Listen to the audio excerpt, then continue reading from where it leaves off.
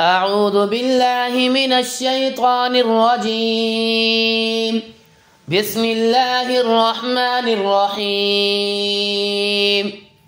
لا أقسم بيوم القيامة ولا أقسم بالنفس اللوامة. أيحسب الإنسان أن لن نجمع عظامه بلى قادرين على أن نسوي بنانه بل يريد الإنسان ليفجر أمامه يسأل أيان يوم القيامة فإذا برق البصر وخسف القمر وجمع الشمس والقمر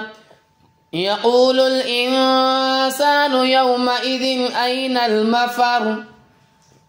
كلا لا وزر إلى ربك يومئذ المستقر ينبأ الإنسان يومئذ بما قدم وأخر بل الإنسان على نفسه بصيرة ولو ألقى معاذيره لا تحرك به لسانك لتعجل به إن علينا جمعه وقرآنه فإذا قرأناه فاتبع قرآنه ثم إن علينا بيانه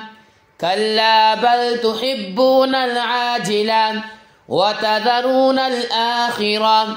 وجوه يومئذ ناظرة إلى ربها ناظرة ووجوه يومئذ باسرة تظن أن يفعل بها فاقرة كلا إذا بلغت التراقي وقيل من راق وظن أنه الفراق والتفت الساق بالساق إلى ربك يومئذ المساق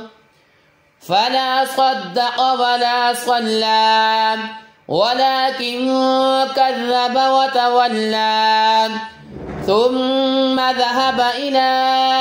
أهله يتمطى أولى لك فأولى ثم أولى لك فأولى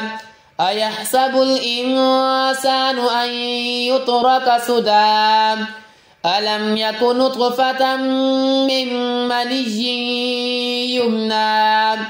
ثم كان علقة فخلق فسوى فجعل منه الزوجين الذكر والأنثى أليس ذلك بقادر على أن